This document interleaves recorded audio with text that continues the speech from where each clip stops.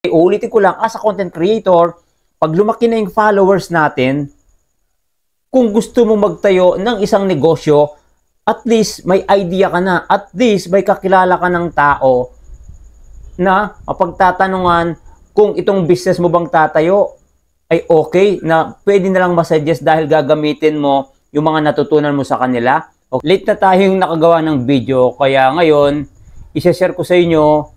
Nag-Zoom meeting kami kasi about sa Sign of Meeting Business Academy Masterclass. Kung napansin mo, ito guys, ito yung ano natin, madilim nga lang, ito yung certificate natin, okay, dun sa 3 days na inatinan ko.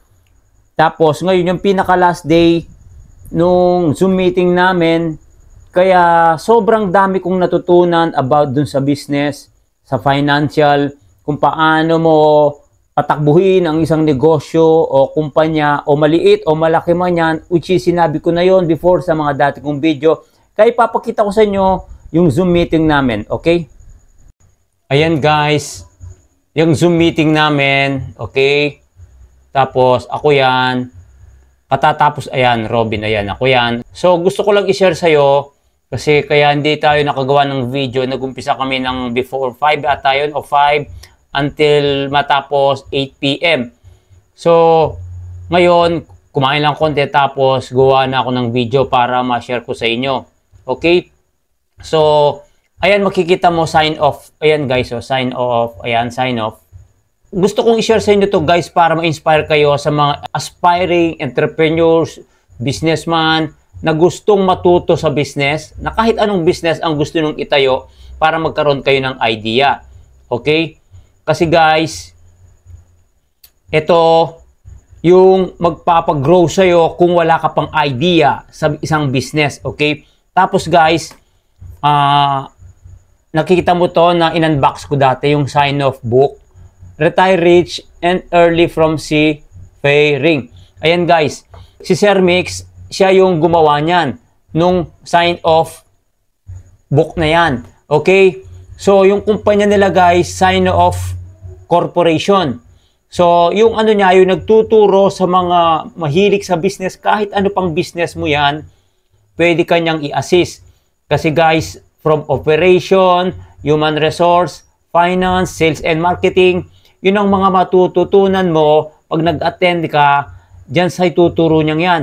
Kaya guys, kung ikaw ay gusto pong mag-improve lalo ngayong 2024, guys, tumpak para sa iyo to. Pero karamihan sa atin, pag nalaman yung mga ganito, ay wala akong time dyan, wala akong oras dyan. Pero ang laki ng impact sa iyo, pag nalaman mo, pag natutunan mo yung mga diskarte kung paano tumatakbo yung isang negosyo o isang business o kumpanya.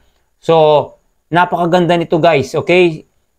And back to camera tayo, okay? Ayun guys, kaya ko sinare sa inyo yon kasi as a entrepreneur, o as a content creator, kung mahilig ka sa business, maliit man na business o malaki, ang tinuturo niya, mag-upisa ka muna sa maliit. Okay?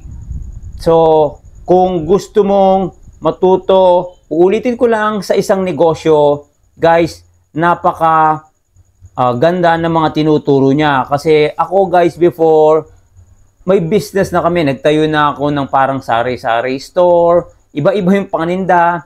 Okay? And then, mga ilang buwan lang, nag-fail. Pag natutunan mo ang tinuro dito sa Sign of Business Academy Masterclass, talagang mare-recharge ka sa mga knowledge, sa mga strategy, sa mga pagkuha ng tao, sa mga supplier, sa mga finance. Yung tinuro ngayon, finance, 3 Zoom meeting na kami, which is tapos na. So, maraming salamat, Sir Mix Jose, sa mga senior nyo po sa amin na about sa mga business and kay Sir Paul. So, maraming salamat po. Sana guys, ikaw ka-success, ma-inspire ka sa ganito kung ikaw ay mahilig sa business. Kasi uulitin ko lang, as a content creator, pag lumaki na yung followers natin, kung gusto mo magtayo ng isang negosyo, at least may idea ka na, at least may kakilala ka ng tao na mapagtatanungan kung itong business mo bang tatayo ay okay na pwede na lang masuggest dahil gagamitin mo yung mga natutunan mo sa kanila. Okay, so yun lang guys sa video ito. Maraming salamat po and have a nice evening. Bye-bye, ka-success and God bless po. Thank you.